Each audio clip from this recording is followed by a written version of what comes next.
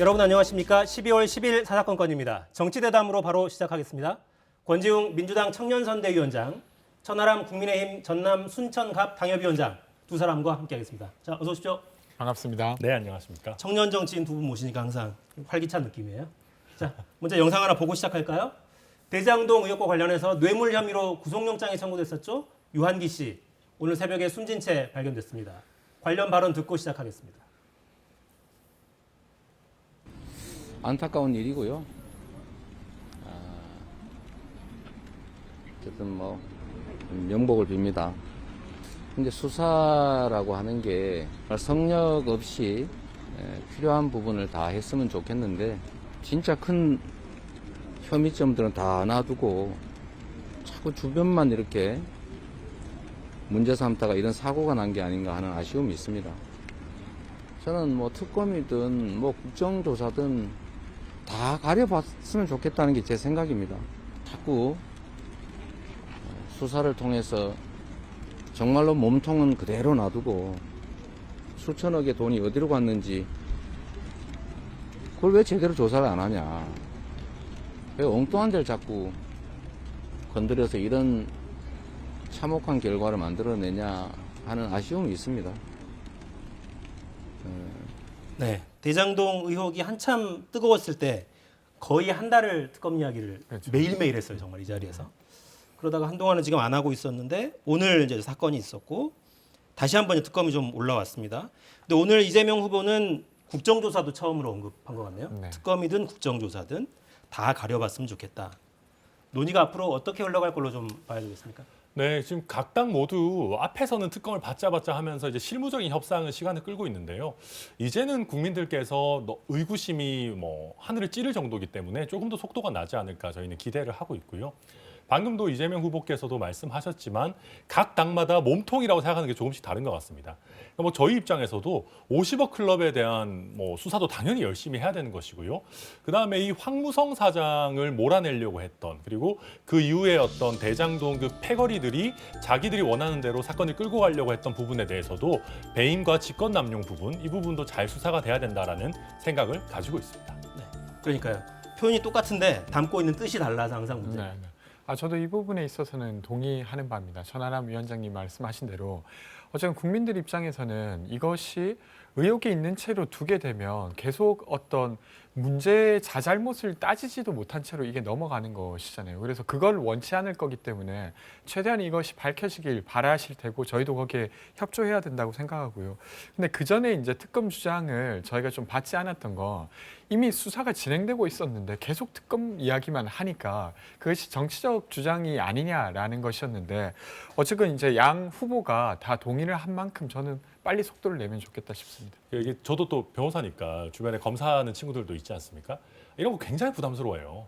이게 대선을 코앞에 두고 있고 굉장히 유력한 여권의 대선 주자와 관련된 사건이기 때문에 일반적인 검사들은 아무래도 신경이 쓰일 수밖에 없거든요. 그래서 실제 일선 수사하는 사람들의 부담을 덜어드리기 위해서라도 빨리 특검을 출범하는 게 모두를 위해서 좋지 않을까 생각이 듭니다.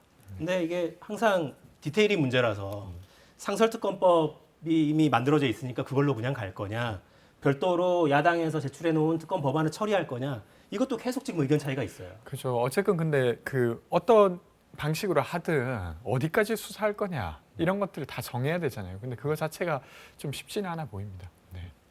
긴 지리한 싸움이 또 다시 시작되나 싶어서 좀 답답하네요. 네. 네. 자, 현안으로 좀 넘어가 보죠. 대선 국면에서 각 당들 인재영입 경쟁 계속 벌이고 있죠. 논란도 계속됩니다. 영상 보고 이어가겠습니다.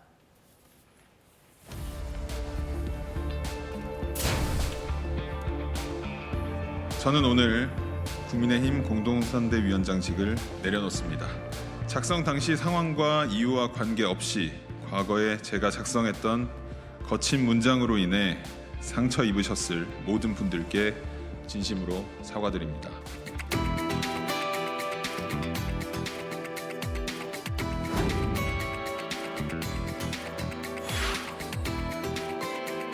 많이 있던 사람을 이 정치판에 끌어들였던 한 사람으로서 굉장히 저는 인간적으로 미안한 죄송한 그런 감정을 갖고 있다는 말씀을 드리고 결과적으로는 검증에 실패했다는 것을 저희들이 자인합니다.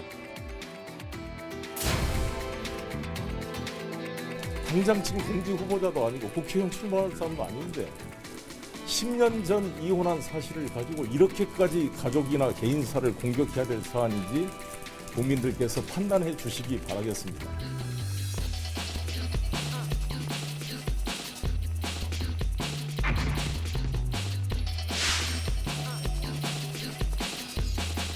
국민과 당원께 신뢰를 기울인 점을 송구하게 생각을 합니다. 아니 이번에 저는 전혀 몰랐었어요. 제가 알았더라면은 제가 당연히 반대했겠죠.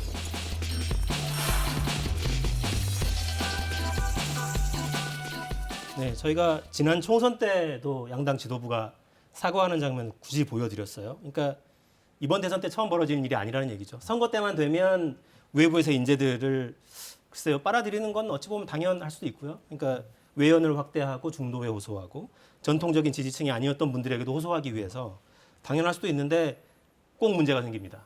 왜 이런 문제가 생깁니까? 자꾸? 이거 제가 주식 투자에 비유하면요. 단타 투자이기 때문입니다. 우리가 주식 투자도 단타 투자를 하면은 대박도 나지만 솔직히 쪽박이 더 많이 나거든요. 그러니까 이게 우리가 사람을 영입해서 지금 당장 쓰는 게 아니라 짧으면 몇 개월, 조금 있으면 한 1, 2년 정도를 그 사람을 지켜도 보고 또 성장도 시키고 해서 써먹을 생각을 해야 되는데 정치인은 그냥 지금 정치권에서는 어제까지 그냥 사인으로 살던 사람, SNS에 마음대로 글 쓰던 사람을 갑자기 발탁해가지고 공동선대위원장 같은 데다가 넣어버리거든요. 사실 20년, 30년 당 생활해도 공동선대위원장 되는 게 쉽지가 않습니다. 그러니까 이런 식으로 그냥 이미지 소비성으로 단타 투자로 사람을 바로 갖다가 쓰려고 하면 당연히 탈이 나는 거거든요. 예를 들면 민주당의 조동연 씨 같은 경우나 저희의 노재승 씨 같은 경우도 적당한 수준, 예를 들면 뭐 국방 분야 자문위원이나 뭐 청년본부의 어떤 청년위원이나 이런 정도로 시작해서 경험을 쌓도록 하고 자연스럽게 활동을 시작하도록 하면 이런 문제가 안 생기는데 이미지를 차용해야 되고 언론의 헤드라인을 만들어야 된다라고 해서 무리하게 띄우니까 결국은 탈이 날 수밖에 없는 그런 구조입니다. 단타 치다가 쪽박 차는 상황이다. 저도 비슷하게 봅니다. 그러니까 좀 과정이라고 하는 게 있으면 훨씬 더 좋은 정치인으로 꼭 직업 정치인이 아니더라도 정치의 역할을 했을 분들인데 그러지 못할 정도로 되게 주목받는 어떤 자리에 놓이게 되니까 그것을 감당하기가 힘든 건데요. 근데 저는 노재승 씨와 조동연 씨의 경우는 좀 달리 봐야 된다고 생각합니다. 그러니까 조동연 씨의 경우에는 그러니까 과거에 혼외자가 있었다는 사실로 사실은 언론의 공격 그리고 뭐 정치적 공격을 받다가 이제 사퇴를 하셨어요. 근데 이런 부분은 저는 안타까운 일이라고 생각해요. 아무리 정치인이 검증받아야 되지만 아주 사적 영역까지 다 공개돼야 되는 건 아니라고 생각하거든요. 근데 반대로 노재승 씨의 경우에는 과거에 썼던 글이라고 하나 이제 예를 들면 정치를 한다고 하는 건 정부의 어떤 입장이나 메시지를 만드는 사람이 되는 것인데 검정고시를 했던 사람은 뭔가 비정상이다라고 말한다던가 아니면 불법 행위를 저지르면 실탄을 사용해도 좋다라고 말한다던가 이런 것들은 사실은 매우 정치적으로 위험한 생각들이에요.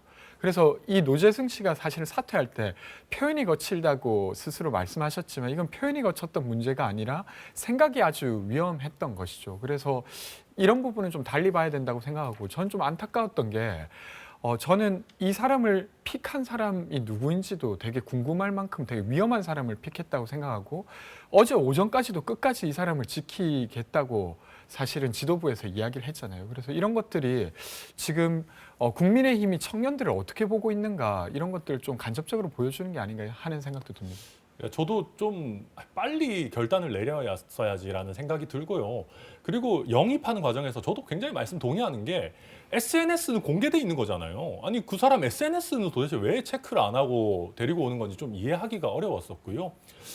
그리고 2030이라고 해서 꼭 보호해줘야 되는 대상이 아닙니다. 예를 들면 저희가 이분 좀 내보내야 되는 거 아니냐 할 때도 그렇게 하면 2030들이 싫어하겠지라고 했는데요. 전혀 그렇지 않아요. 오히려 건전한 2030들은 이런 극우적인 생각을 가진 분이 2030을 대변하는 위치에 서는 거에 대해서 걱정을 한 사람들도 굉장히 많았거든요. 그러면서 저도 지적에 공감하는 부분들이 있고 결국 또 말씀드렸지만 한 사람을 제대로 된 검증이나 기준 없이 대표자의 위치로 그냥 끌어올리면 이런 문제점이 생기는 겁니다. 네, 제대로 검증을 해야 되는 부분이죠. 네. 근데 과정에 이제 권성동 사무총장이 어제 그 기자회견 기자들에게 빽불 설명하는 과정에서 제가 직접 발탁해서 후보께 보고 드리고 승인을 받은 사안이다 이렇게 설명을 했어요. 그러니까 이렇게 되면 후보에게 좀 내사항이 있겠다 이런 생각이 들기도 합니다. 그러니까 저도 좀 아쉬운 것이 저희가 이제 분위기가 올라오고 있는 상황이었지 않습니까? 이제 김종인 위원장, 이준석 대표 이렇게 해서 윤석열 후보 드림팀이 만들어졌다라고 해서 상승세를 타고 있었는데 후보의 잘못도 아닌 이런 부분과 관련해 가지고 악재가 있다 보니까 조금 상승세에 있어서 뭐 악영향이 있다라고 보는 거고요. 민주당도 사실 마찬가지였습니다. 그때도 이재명 후보께서 뭔가 선대위를 쇄신한다 이렇게 막 했는데 조동현 씨 사태가 이렇게 터지면서 그런 부분이 조금 마이너스가 있었던 것처럼 양당 공이 비슷한 실수를 지금 한 차례씩 하고 있다 그렇게 보입니다. 그러니까 권지웅 위원장은 네. 조동현과 노재승은 결이 다르다, 네. 달리 봐야 한다라고 이야기하고 있는데 네. 유권자들이 또 판단을 하시겠죠. 그러니까 이제 젊은 청년 정치인들이 나오셨으니까 실제로 당에 그러니까 민주당 같은 경우는 고3 학생이 공동 선대위원장이기도 하고 네. 근데 이런 분들이 이제 들어오면 실제로 의미 있는 역할을 할 수 있는 그런 기반은 됩니까? 그러니까 저희가 흔히 그 마치 장식품처럼 쓰여지다 버려지는 거 아니냐 이런 문제 제기도 많아서 그게 이제 만약에 홀로 들어왔다고 하면 저는 실질적인 의사결정을 하기 어려웠다고 생각합니다. 근데 광주 그 경우에는 10명의 공동선대위원장 중에 9분이 다 20, 30대예요. 그러니까 제가 그 자리에 같이 있었는데 그리고 뒤풀이도 함께 했는데 이제 진짜 뭐 좀 사고 좀 쳐보자 이런 이야기들이 가능한 거고 그리고 거기가 공동선대위원회이기 때문에 사실상 캠프의 운영을 거기서 최종 결정을 하게 됩니다. 그래서 지금 이번에 처음으로 그 고등학생분이 포함된 선대위에서 발표한 안 중에 하나는 자원순환 캠프를 하겠다는 거예요. 그러니까 예를 들면 선거 과정에서도 많은 쓰레기가 나오는데 그것부터 좀 개선하겠다라고 하는 것을 발표한 것처럼 저는 좀 기대해 볼 만하다고 생각합니다. 그 숱한 플래카드나 이런 것들 네. 저희는 거의 뭐 스스로 살아남아야 되는 분위기죠. 네, 어디나 마찬가지로 민주당도 크게 보면 비슷합니다만은 네. 10년간 저희도 굉장히 많은 사람들이 영입됐습니다. 뭐 그렇지만 기억에 남는 거는 이준석 대표. 조금 더 넓히면은 뭐 손수조 전 후보 같은 정도밖에 기억이 안 나고 그리고 천하람 뭐 예, 저도 거의 몇 안 되게 낙선하고도 지금 활동하는 뭐 저랑 김재섭 위원장 몇 명 있습니다만은 네. 그러니까 늘 뉴페이스 중독에 걸려 있어요. 근데 사실은 우리 당내에도 훌륭한 자원들이 있는데 한번 시도를 해봤다가 안 되면 또 이렇게 자연스럽게 없어지고 또 그때 필요한 이미지를 찾아서 뉴페이스를 영입하기만을 바라는데 그거는 결코 바람직한 상황이 아니거든요. 그리고 인재 영입이나 인재 양성에 관한 논의가 나옵니다만은 당대표가 바뀌면 말짱 도루묵이 됩니다. 그러니까 지금 있는 당 지도부를 믿고 내가 내 인생을 걸고 정치에 투신하기가 굉장히 어려워지는 그런 상황인 거죠. 그런 면에서 저희도 당대표 임기 이상의 뭔가 인재 영입에 관한 장기적인 플랜이 있어야지만 이런 상황이 바뀌지 않을까 이렇게 생각이 됩니다. 박용진 의원 발언을 저희가 그래픽으로 준비해 놨는데 거의 결이 비슷합니다. 박용진 의원도 청년들을 발굴하고 육성하지 않고 누군지도 모르고 데려온 게 이제 비극이다. 깜짝 쇼는 이제 지양해야 한다 이렇게 그랬었고요. 그러니까 민주노동당이 처음으로 원내 진출할 때 네. 그때 남원에 있는 폐교를 하나 사가지고 거기에 연수원부터 만들었어요. 그 작은 당을. 그 뒤에 쭉 당내에서 연수 프로그램을 만들고 정치인을 키우고 이랬던 기억이 갑자기 나네요. 그러니까 우리 거대 정당들은 왜 이런 걸 하지 못하느냐. 이런 문제 제기는 당내에서 좀 열심히 하셔야겠어요. 그러니까 저희도 이제 오히려 바른정당 이런 작은 사이즈의 정당들이 이런 거에 더 열심인 것 같아요. 바른정당에서는 청년정치학교 이런 거 만들어가지고 좀 꾸준히 이렇게 해보려고 했고 지금 실제 국민의힘에서 활동하고 있는 임승호 대변인이 거기 출신이기도 합니다. 근데 거대 정당들은 역설적으로 손을 내밀면서 좋은 자리 줄게라고 하면 사람들이 쉽게 끌어모을 수 있기 때문에 그런 장기적인 투자를 안 하는 것 같아요. 좀 장기 투자를 했으면 좋겠어요. 약간 이 부분에 있어서 교육을 통해서 좋은 인재를 만드는 것도 있지만 저는 자기가 자기 목소리를 내고 책임져 볼 수 있는 공간이 많이 있어야 된다고 생각해요. 당장 아주 뭐 당협위원장이거나 이렇게 아니더라도 최소한 청년위원장이라도 근데 지금 청년위원장은 직선제로 뽑히는 게 아니라 그 지역위원장이 임명하는 방식이거든요. 그래서 임명받은 사람이 다른 목소리를 내기가 쉽지가 않잖아요. 그래서 저는 되려 이제 당내에 있는 청년 조직에서 다양한 작은 선출직들이 만들어지고 거기에서 자기 목소리를 내고 이럴 수 있는 공간을 만드는 게 어쩌면 좀 체질적으로 좋은 인재들을 만들어내는 길이라는 생각도 듭니다. 네. 그러니까 이번 대선이 좀 또 특이한 것 중에 하나가 간판 공약 이런 게 없죠. 큰 틀의 미래 뭐 어젠다 이런 게 잘 안 보이고 네거티브 굉장히 심했고 또 당내 교통정리에 공교롭게 거의 한 달씩이 걸렸어요. 양당이 똑같이 후보가 선출되고 나서 원팀 논란 뭐 계속 있었고 김종인 위원장을 모셔올 수 있느냐 없느냐 마지막엔 당대표가 가방만고 전국을 도는 일까지 있었고 홍준표 의원 전 대표는 또 이런 글을 쓰기도 했더군요. 퍼포먼스 대선으로 흐르고 있다. 퍼포먼스에 속지 않을 거다. 뭐 이런 글을 쓰기도 했고 이런 건 어떻게 보십니까? 그러니까 뭔가를 하겠다는 건 없고 이렇게는 안 하겠습니다. 현 정부 방식으로는 안 하겠습니다. 이런 주장만 있어요. 그러니까 이게 저희 국민의힘 입장에서는 어찌 보면 안전한 선거 전략이라고 할 수도 있습니다. 안전한 워낙 선거 전략. 그러니까 정권 교체 여론이 높기 때문에 반문 정서만 모으더라도 선거에서 이길 수 있는 것 아니냐라는 생각을 일부 갖고 있는 것도 사실인 것 같고요. 다만 또 한 가지를 보면 저희 국민의힘이나 뭐 민주당도 마찬가지겠습니다만은 거대 공약이라는 걸 안 하고 싶어서 안 하는 것은 아닐 겁니다. 그런데 지금 우리 사회가 좀 복잡 단안해지기도 하고 선진국 문턱에 이미 뭐 진입해 있고 이러다 보니까 어떤 대통령이 됐을 때 하나의 시대 정신을 콕 집기가 쉽지 않은 부분들이 있는 것 같습니다. 예를 들면 윤석열 후보도 공정과 정의, 상식을 얘기하지만 그걸 하나의 핵심 공약으로 내밀어 보자라고 하면 쉬운 문제는 아니거든요. 그러다 보니까 좀 가면 갈수록 저는 거대 공약이 사라지는 정치로 가고 있는 것이 아닌가. 결국 오히려 디테일한 부분으로 각 개인이 처한 상황에 맞는 잘게 썬 공약들을 부패식으로 차려야 되는 그런 정치로 저는 가고 있다. 이렇게 보이기도 합니다. 저는 그 말씀하신 대로 이제 다양한 타겟을 둔 정책들이 만들어졌기 때문에 큰 게 아닌 방식으로 하는 게 좋겠다는 것에 일단 동의하고요. 근데 문제는 이제 좀 미래로 나아가는 이야기를 저는 하면 좋겠다는 생각이 듭니다. 예를 들면 지금 이재명 후보가 기본소득 이야기한 것은 저는 어쨌건 이 한국 사회가 중복지, 중부담 국가로 갈 거냐 말 거냐를 결정하는 거라고 저는 생각해요. 거기에 찬반이 있겠지만 그리고 에너지 고속도로를 놓겠다고 했거든요. 그러면 이제 2023년부터 유럽 같은 경우에는 지금 탄소세를 걷기 시작하잖아요. 1차로. 그런 것들에 대응하기 위한 정책들에 대한 경쟁 이런 것들 훨씬 더 활발해져야 저는 시민들 입장에서도 훨씬 관심이 많이 가지 않을까 이런 생각을 합니다. 네. 저렇게는 안 하겠습니다. 우리는 이건 안 할게요. 이 이야기만 계속 듣지는 않았으면 좋겠어요. 아직은 시간이 좀 남아 있으니까. 네, 그렇습니다. 네. 한편으로는 또 청년 남성들이니까 이 이야기도 좀 해보죠. 2030 남성만 의식하는 거 아니냐 이런 비판도 또 있는 것 같습니다. 저희 사진 좀 볼까요? 이재명 후보 최근 사진인데 지금 어떤 사이트를 들여다보고 있어요. 근데 저 사이트가 FM 코리아라는 사이트잖아요. 그러니까 보수 성향의 대표적인 남초 사이트, 보수적인 남성들이 주로 활동하는 그런 사이트에 들어가서 가입해서 뭐 글도 썼다면서요. 결국 지워지긴 했는데.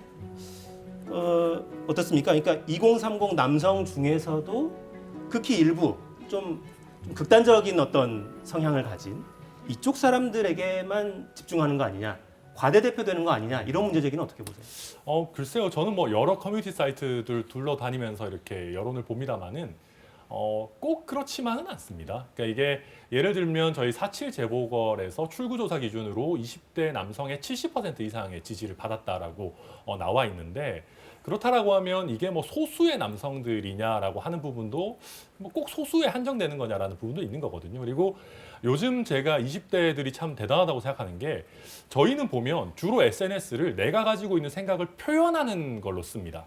내가 가진 거를 글로 쓰거나 이렇게 뭐 톡을 통해서 전달하거나. 근데 이 친구들은 보니까 디지털 네이티브라서 커뮤니티 안에서 자기들의 생각을 만들어 나가요. 그리고 너무 극단으로 치우친다고 하면 자정작용이 일어나기도 합니다. 그래서 저는 남초 사이트라고 해서 이 사람들이 꼭 극단적인 주장만 하는 거다라고 보는 거는 좀 과하고요. 다만 그런 부분들이 있습니다. 아무래도 주장이 강하고 특히 젠더 갈등 관련해가지고 목소리를 크게 내는 친구들이 좀 더 많이 대표되는 측면이 있기 때문에 저희가 늘 커뮤니티 여론이라는 거는 조심해서 취사 선택해야 되는 거는 맞다. 그렇게 보고 있습니다.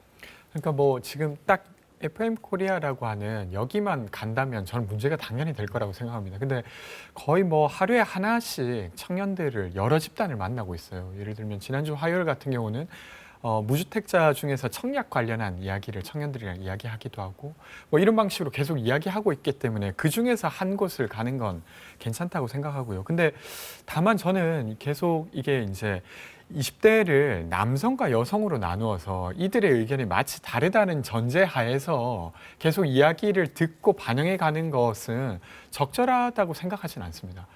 되려 이제 정책적으로는 세입자냐 아니냐, 뭐 월세냐 전세냐라거나 혹은 아니면 플랫폼 노동자냐 아니면 정규직 노동자냐 이런 거에 따라서 요구가 다르다고 보는 게 훨씬 더 적합하고 그리고 그렇게 들었을 때 차라리 좋은 정책을 만들 수가 있어요. 그래서 이렇게 변해가는 게 좋지 않을까 싶습니다. 그러니까 청년, 뭐 남성 이렇게 한꺼번에 뭉뚱그리면 문제의 핵심에 접근하지 못할 수 네. 있다. 이런 주장이시군요. 공감이 되네요. 이준석 대표가 오늘 쓴 글을 잠깐 좀 볼까요? 입법은 신중해야 한다라고 이야기하면서 범죄 맞춤형 입법을 할 때는 형벌이나 규제가 과잉이 아닌지를 잘 살펴야 한다라면서 쓴 글입니다. 분노한 여론을 타고 통과된 N번방 방지법. 이게 기준이 모호하고 통신의 자유를 심하게 침해할 소지가 있기 때문에 재개정을 추진하겠다라는 약속을 했어요. 그러니까 이 N번방은 워낙 심각하게 문제제기가 되어 왔고 한 번 어떤 그 불법 촬영물에 이렇게 유포되기 시작하면 걷잡을 삭제도 안 되는 상태로 피해를 계속 입기 때문에 이런 걸 예방하기 위해서 강력한 처벌이 필요하지 않느냐 이런 흐름 속에서 만들어진 법이에요. 이준석 대표의 오늘 주장은 어떻게 보십니까? 이게 N번방을 방지해야 된다는 거에 대해서 그 어떤 사람이 반대하겠습니까? 근데 저는 이렇게 법에 좀 이름을 이렇게 붙이는 것도 저는 좀 조심해야 된다고 생각하는 것이요. 지금 이 법을 보면 전기통신 사업자들에 대해서 어떤 이런 부적절한 컨텐츠가 유통되는 거를 막아야 될 의무를 지우고 있습니다. 근데 그러다 보니까 실제로는 어떤 음란물이 이런 것이 아닌 것도 지금 검열이 되는 사례들이 네티즌들이 뭐 다 적발하고 있거든요. 그래서 제가 이게 혹시 또 2030 남초 커뮤니티에서만 하는 얘기인가 싶어서 여러 커뮤니티를 들어가 봤어요. 근데 이거는 여초 커뮤니티든 40대 이상이 쓰는 커뮤니티든 상관없이 전부 다 굉장히 불만의 목소리가 많이 나오고 있는 거거든요. 지금 N번방 방지법이라고 하는 법도 보면 실제 문제가 됐던 텔레그램 같은 외국 사업자는 막지도 못하면서 우리나라 사업자들에 대해서만 지나치게 사전 검열을 해야 되는 책임을 지우고 있다. 결국은 이런 것들이 지금 빅브라더의 도래가 굉장히 문제되는 디지털 사회에 있어서 검열이라는 것에 우리 국민들도 익숙해지게 만들고 사업자들도 검열을 위한 어떤 그 기술을 더 고도화시키는 것이 아니냐 이런 두려움을 모두 갖고 있는 것이거든요. 그래서 N번방 방지법이다라는 것에 반대하는 게 아니라 우리가 정말 표현의 자유, 통신의 자유가 소중한 가치 아니겠습니까? 이게 실효성도 없이 제약되는 결과를 막아야 된다. 그게 이준석 대표의 주장의 요지입니다. 저는 지금 천안 변호사님께서 말씀하신 이 톤으로 이야기 나눈다고 하면 충분히 이야기해 볼 법하다고 생각합니다. 근데 예를 들면 지금 맥락상 어쨌건 그 문제를 해결할 방법을 못 찾고 있어서 뭐라도 하는 상황에서 이 N번방이 사실은 개인의 어떤 정보 유통을 제약한다라고 하는 말이 N번방과 관련된 어떤 문제인식을 계속 이제 반대하는 것처럼 느껴져요. 예를 들면 이번에 윤석열 후보가 무고죄 강화하겠다고 약속을 했어요. 그러니까 제가 최근에 데이트 성폭력 관련해서 이렇게 내용을 좀 봤는데 이것이 실제로 입건되는 비율이 아주 낮습니다. 왜냐하면 피해자에게 계속 입증 책임을 해달라고 하고 있어요. 그러니까 그것을 입증하지 못할 때는 아예 입건 자체가 안 되는 상황이죠. 근데 이런 상황에서 무고죄를 강화하겠다 이렇게 해버리니까 되려 그것들을 논의붙여 보기도 어려워지게 되는 거예요. 그래서 실질적으로 지금 이런 무고죄 처벌을 강화하겠다는 말이 어떤 위협을 주는지를 좀 고려하면서 이 법이 만들어질 때 반영돼야 될 요소를 이야기하는 것과 그런 게 전혀 없이 그냥 일단 무고죄 처벌 강화 일단 하겠다 이렇게 하고 이것도 일단은 한번 멈춰야 된다 이렇게 말하는 것 자체는 좀 다른 게 구분해야 되지 않을까 싶습니다. 저는 권 위원장님이 좀 네. 상대 주장을 극단화하는 전략을 쓰신다고 생각하는 게 예를 들면 이준석 대표도 포함시켰습니다마는 민식이법에 반대한다라고 해서 우리가 어린이 보호구역에서 어린이에게 사고 내는 걸 용인하자라는 의미가 전혀 아니거든요. 그러니까 과도한 입법을 제한해야 된다라는 부분인 거고 무고죄 처벌 강화 부분도 저는 이제 변호사니까 실제 무고죄 피해를 입은 분들도 보면 인생이 망가져요. 그러니까 정말 성범죄도 엄벌해야 되지만 무고를 하는 분들에 대한 어떤 책임을 묻는 부분도 강화해야 된다는 걸 병존할 수 있는 것인데 물론 무고죄 처벌 강화로 인한 위축 효과도 우리가 조심해야 되겠습니다만은 너무 이런 얘기하면은 여권은 신경 쓰지 않는 것 아니냐 이렇게 얘기하시는 거는 저는 너무 문제를 극단화시키는 화법이라고 생각이 듭니다. 네, 뭐 더 이야기할 건 없습니다. 네. 근데 이런 부분은 좀 살펴볼 여지는 있을 것 같아요. 그러니까 N번방 워낙에 특히나 이제 피해자들은 대부분 여성인 건 분명하고 여성들의 엄청난 피해 호소를 계속 실질적으로 외면해 오다가 뒤늦게 법이 만들어졌는데 이 법을 얼마나 구체적으로 실효성 있게 집행해 나갈 것이냐 이런 논의를 먼저 하는 게 아니라 방향을 좀 트는 느낌은 있거든요. 그러니까 저도 그 부분엔 동감하고요. 그러니까 저희가 그래서 N번방 피해를 예방할 수 있을 만한 여러 장치들을 조심스럽게 만들어야 되는데 이게 참 국민의 자유와 또 충돌되는 부분들이 있는 것 같습니다. 그러다 보니까 저희가 N번방 관련해 가지고는 좀 형사처벌을 강화한다든지 또 피해자 구제와 관련해서 국가가 할 수 있는 예를 들면 이제 이미 퍼진 그런 동영상을 좀 삭제하는 조치라든지 이런 부분들은 당연히 해야 될 것인데 중국의 경우를 보더라도 검열을 강화할 때 명분은 늘 좋은 명분을 내세우거든요. 그러다 보니까 사전 검열이라는 부분에 대해서는 저희가 조금 조심해야 되는 것이 아닌가 이 부분 말씀드리고 싶습니다. 그럼요. 헌법이 보장하는 통신의 자유, 네. 개인의 뭐 언론의 자유 이거는 보장해야죠. 그거를 제한할 때는 분명히 법에 기반해서만 해야 되고 네. 이 법도 잘 작용할 수 있을 것이냐 따져볼 필요는 분명히 있습니다. 근데 다만 그런 거죠. 이 법이 만들어질 때 입법 과정도 굉장히 큰 고통이 수반돼 왔었기 때문에 그 부분은 충분히 감안해야겠다라는 생각은 들고요. 저희 그래픽 준비해 놓은 걸 몇 장 좀 볼까요? 세대, 남녀 이렇게만 봐서는 곤란하지 않느냐라는 논의가 있었지만 좀 살펴보겠습니다. 20대는 부동층 비율이 상대적으로 여성이 높죠. 30대에서도 여성이 부동층 비율 좀 더 높습니다. 평균보다 높은 걸 좀 볼 수 있고요. 정치 성향 당신은 보수입니까 진보입니까 중도입니까 물어보면 상대적으로 남성은 보수 성향 20대가 좀 더 높게 답변하고 있고 여성은 상대적으로 진보적인 성향이 높다고 답변하고 있어요. 이게 이제 지지를 누구를 지지하십니까를 물어봐도 비슷하게 이렇게 갈립니다. 여성들은 큰 차이가 보이지 않습니다만 남성들은 상대적으로 윤석열 후보 되게 높은 지지를 보이죠.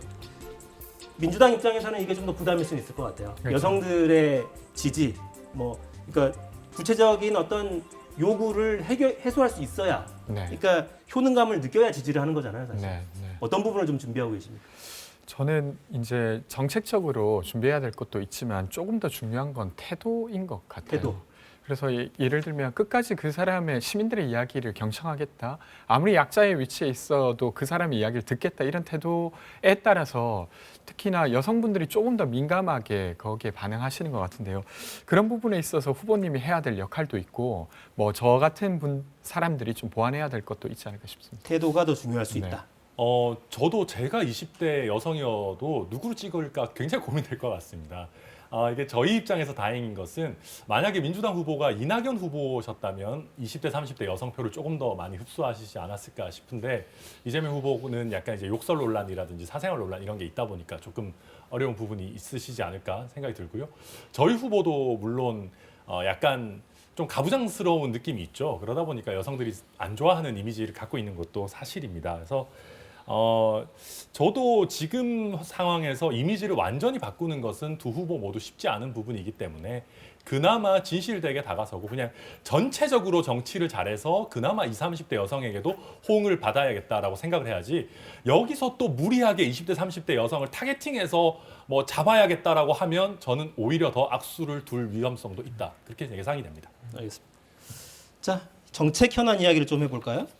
지금 소상공인 손실보상 문제 가지고 줄다리기를 계속 하고 있는데 이게 잘 모르겠어요. 보는 입장에서는 양당 다 두텁게 손실보상을 하자고 이야기를 했다가 김종인 위원장은 또 이건 집권 후에 추진하겠다는 거고 지금 여야가 대화할 사안은 아니다라고 이야기를 하거든요. 이 문제는 어떻게 풀어가야 됩니까? 그러니까 이게 사실은 시점의 문제도 분명히 있습니다. 지금 내년도 예산안을 지금 바꾸기에는 너무 늦은 부분이거든요. 암만 빨라도 이제 다음번에 추경을 한다거나 이렇게 예산안 조정을 하면서 반영할 수 있는 부분이고 결국 그렇게 되면 선거 이유가 되기 때문에 김종인 위원장으로서도 뭐 결국 선거 이후에 다뤄야 될 부분 아니겠느냐 이렇게 얘기하고 계신 걸로 저는 이해가 됩니다. 저는 이렇게 논의가 된 만큼 서둘러 추진하면 좋겠다는 생각입니다. 왜냐하면 이번에 코로나 관련해서 2020년부터 2021년 4월까지 사실 OECD 국가들은 GDP의 평균의 17% 정도를 재정 지출을 했어요. 근데 한국 같은 경우는 4% 정도밖에 하지 않았거든요. 그러니까 이제 이 코로나로 인한 어떤 손실을 개인이 부담하고 있다고 봐도 크게 무리가 아닌 상태죠. 그래서 근데 이 시간이 길면 길수록 원래 상처가 벌어진 채로 계속 두게 되면 나중에 회복하기가 더 어려워지지 않습니까?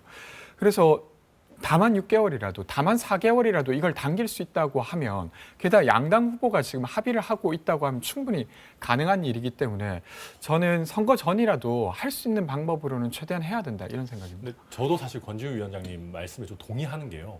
이거 선거 끝나고 나서 그때 논의 시작하면 또 이걸 선별로 하냐, 뭐 보편으로 하냐, 그럼 뭐 얼마까지 누구한테 줄 거냐, 그 또 지난한 과정이 될 거기 때문에 사실은 이거를 선거 이후에 예산에 반영하는 거는 본격적으로 하더라도 지금부터 양당이 물밑에서라도 뭐 예를 들면 정책위 의장 수준에서 이걸 좀 어떻게 풀어나가면 좋을지, 가능한 한 시점을 어떻게 당길 수 있을지 논의는 하는 게 저도 바람직하다고 생각합니다. 몇 가지 정도는 꼭 선거 결과랑 상관없이도 한국 사회가 나아간다는 느낌을 좀 주면 좋을 것 같아요. 저는 뭐 최근에 차별금지법 관련해서도 국민의힘의 소속 의원도 전 의원도 이야기를 하셨던데, 몇 가지들은 꼭 선거 결과를 보지 않더라도 우리가 선거를 맞이해서 이렇게 변하는구나, 이렇게 갈 수 있지 않을까, 이런 생각도 합니다.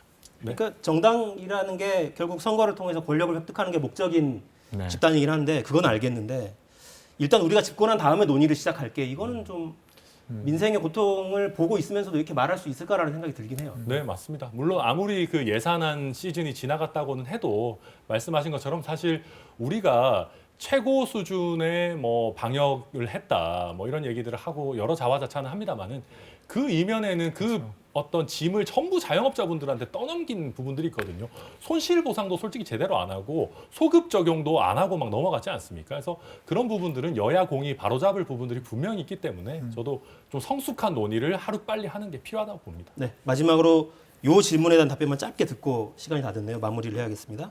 100조 원을 만약에 뭐 50조라고 해도 아무튼 마련하자면 추경은 불가피할 걸로 보이고, 국채 발행도 거의 피하기 어려워 보입니다. 우리 전체 예산이 600조인데 네. 50조, 100조를 만들자면 무슨 돈으로 만들겠어요? 이게 결국 미래 세대 부담이 아니겠냐, 이런 논의도 분명히 있는 것 같습니다.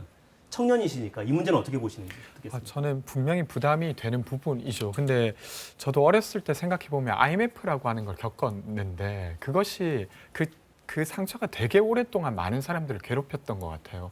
근데 그 경험을 줄일 수 있다고 하면 일정 정도 부담을 지더라도 저는 하면 좋겠다는 생각이고, 많은 청년들도 동의하지 않을까 싶습니다. 저도 짧게 말씀드리자면 청년 일자리를 지키는 방향으로 돈이 집행되면 좋겠습니다. 이게 그냥 많은 국민들에게 돈을 나눠주는 것이 아니고요. 정말 피해를 많이 입은 소상공인분들이 아르바이트생을 꾸준히 고용하실 수 있도록 일자리를 지키고 또 유지해 나갈 수 있도록 돈이 지원이 된다면 미래 세대나 젊은 세대들도 조금 더 납득할 수 있지 않을까, 그렇게 생각이 됩니다. 네, 국회에서도 생산적인 방향으로 좀 논의를 해줬으면 좋겠네요.